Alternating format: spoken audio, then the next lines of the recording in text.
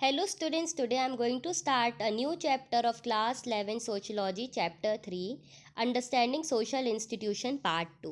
तो अभी हम देख रहे थे महिलाओं का समाज में दायित्व क्या होना चाहिए। अब हम देखते हैं कैसे वेरिएशंस आते हैं फॉर्म ऑफ सोसाइटी, परिवार में कितने परिवर्तन आए हैं। तो हमने ये देखा है हमेशा कि भारत में एक मुख्य बहस मूल परिवार में संयुक्त परिवारों में ज़रूर हुई है। तो जितनी भी न्यूक्लियर फैमिलीज़ है, जॉइंट फैमिलीज़ है, इनमें ज़रूर एक विवाद ज़रूर होता है। तो हमने पहले भी देखा है कि देखो सोशलॉजी के अध्ययन पे कि एक हमेशा प्रश्न खड़ा होता है मूल परिवार से कि आखिर न्यूक्लियर फैमिली की एग्जिस्टेंस क्यों है और ये हर क्लास में अब ज़रूरी क्यों हो गया है। हर जाति वर्ग न्यूक्लियर फैमिली में रहना चाहता है। आखिर एक सोशलॉजिस्ट के तौर पर इस तरीके का उद्योग क्यों हुआ है, ऐसी थिंकिंग क्यों आई है।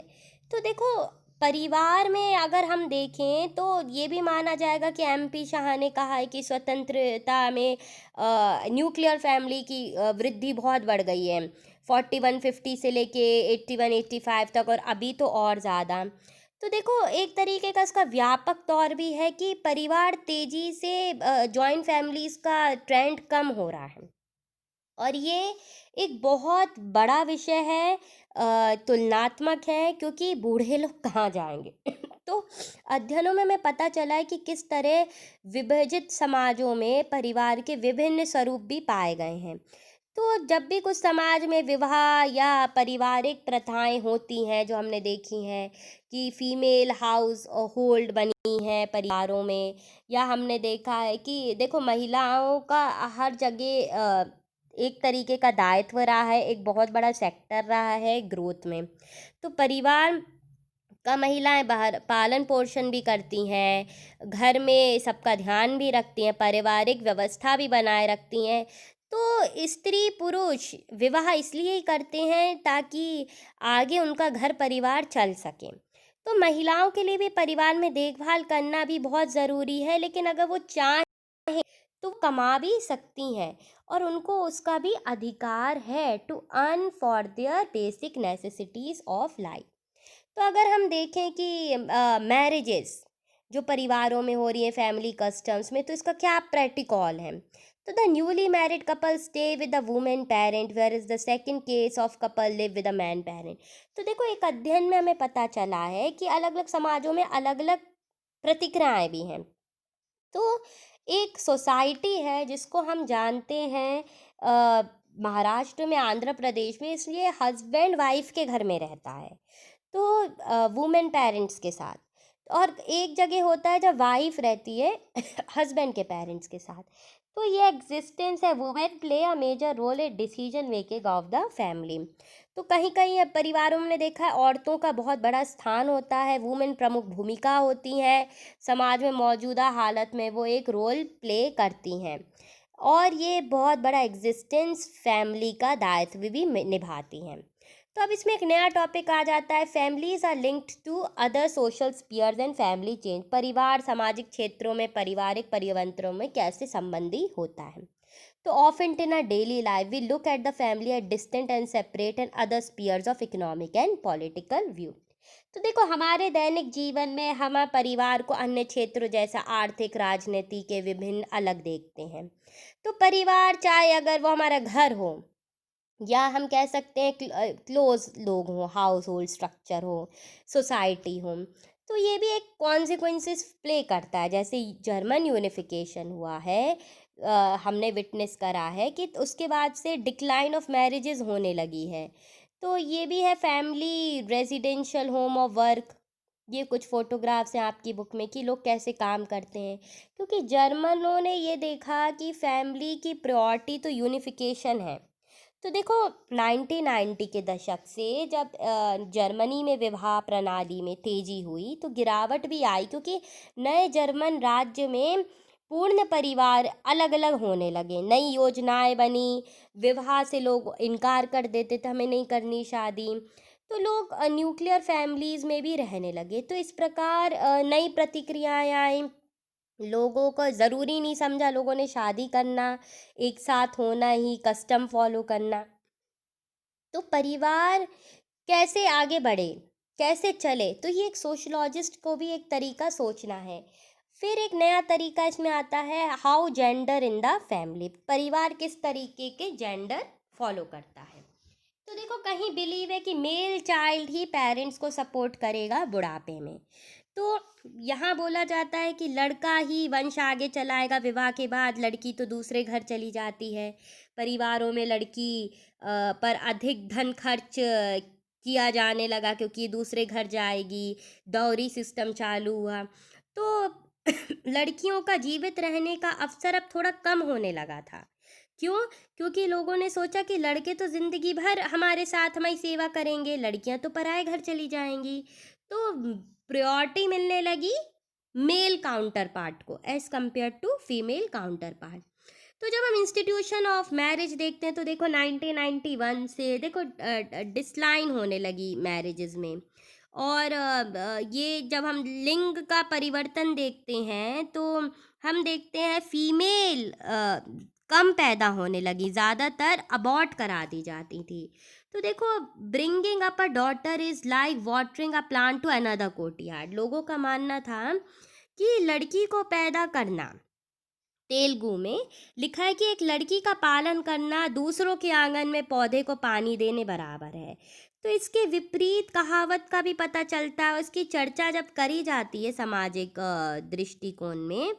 तो देखो, कन्या भ्रूण हत्या या अगर हम बोलें फीमेल फोर्टिसाइड, तो ये घटनाएं हो रही हैं। 91 में हजारों लड़कियां मारी गईं इस कारण।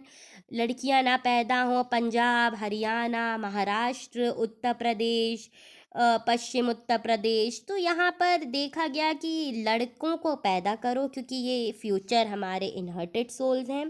और लड़कियों के प्रति इनका दुर्व्यवहार कि लड़कियां ना पैदा हों, कम हों, क्योंकि लड़कियों की शादी करनी पड़ती है, दौरी देना है, फंक्शन करना है, पैदा करके पढ़ाई लिखाई कराना, दूसरे घर भेज देना है। तो this was a very deprivated way of rights. समाजों में ये विवरीकरण देखना पड़ा और विवाह में भी हमने यही तर्क पाया साधनों में कि आखिर ये है क्या। तो देखो, विवाह के अनेक रूप हैं और विवाह में देखो ज़रूरी नहीं है कि एक हमने देखा हमेशा प्रोबेबली इंडियन मॉडर्न सोसाइटीज़ में कि 10% of women and 55% of women are widow. तो जब तक हमने देखा है वुमेन विधवा हो जाती हैं कुछ सिंगल होती हैं, कुछ विडो हो जाती हैं। तो अगर हम जाने कि polygyny denotes marriage is more than one mate at one time and takes to either. तो एक पॉलीगेमी है कि एक साथी एक के सीमित नहीं रहता, बल्कि इसमें पुरुष एक पत्नी और स्त्री के केवल एक पत्नी ही रख सकता है, ये बोला गया है। जो हिंदुज़म में होता है कि सिर्फ वन ह्यूमन या one husband is having a legal right to carry out one women at a time. तो polygyny denotes marriage is more than one mate and one time and take to I them. अब एक polygamy होता है जिसमें कहते हैं कि एक हस्बैंड 2-3 वाइफ रख सकता है, जो हमने मुस्लिम कल्चर में देखा है। यह एक पॉलिएंड्री होता है कि एक बीवी 2-3 आदमी रख सकती है। तो ये हार्श रियलिटी ऑफ लाइफ है जिसमें सिंगल मेल सपोर्ट नहीं कर बीवियाँ रखा हुआ है। तो कई समाजों में देखो व्यक्ति अलग अलग तरीके से विवाह कर रहे हैं और ये डिसीजंस हैं पेरेंट्स के, फैमिलीज़ के कि आगे इनको क्या करना है। तो रूल्स भी हैं इंडोगैमी एक्सोगैमी के, रिस्ट्रिक्टेड रूल्स हैं इंडिविजुअल के कि आप किसके साथ शादी कर सकते हो।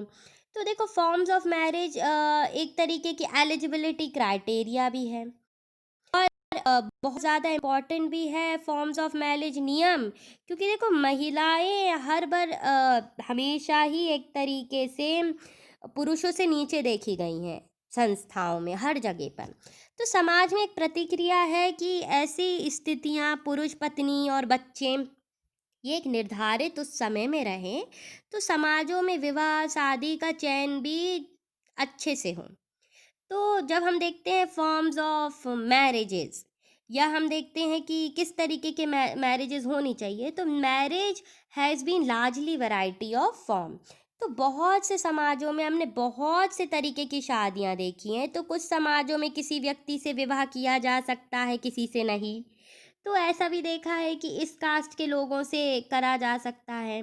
Number of partner rule governing who can marry whom, हम इसी पर्टिकुलर कम्युनिटी में शादी कर सकते हैं, या इतनी एलिजिबिलिटी हो, मैरिज हो, या मोनोगैमी हो या पोलोगैमी हो। तो मोनोगैमी क्या होता है, एक पर्सन एक ही बीवी को एक ही टाइम रख सकता है, और इसमें आदमी की बस एक ही वाइफ होगी और उसी से बच्चे होंगे, तो उसको हम कहते हैं कि ये मोनोगैमी है। अब दूसरा है पोलोगेमी, ये होता है कि दो बीबियां रख सकते हो आप। तो कहीं कहीं देखो, विवाह भी एक बड़ा अंतर्गत सेक्टर आता है। विवाह करना जिसे हम कह सकते हैं कि भिन्न जाति अपने में ही गोत्र में नहीं करती, कहीं पर जातियां अपनी नस्ल में नहीं करती हैं। गाँवों में भी होता है कि एक गांव के लोग दूसरे गांव से ही बच्चों की शादी करते हैं, अपने गांव में नहीं करते हैं। तो हर जगह अपनी अपनी थिंकिंग है, अपनी अपनी एक भौगोलिकता है, अपने अपने एक असमंजस परिस्थितियां हैं, जिसको संबंध करना बहुत ज़्यादा ज़रूरी है। और कहीं कहीं जब हम देखते हैं कि फर्स्ट मैरिज में वाइफ मर गई या डिवोर्स हो गया, तो फिर री मैरिजेस की भी हर जगह है कि आप दूसरी शादी भी कर सकते हो। ज़रूरी नहीं है कि आप एक ही शादी में, या मर गया आप नई शादी करो, आप continuity you can carry out marriage to an another particular person. अब इसके आगे हम पार्ट देखेंगे।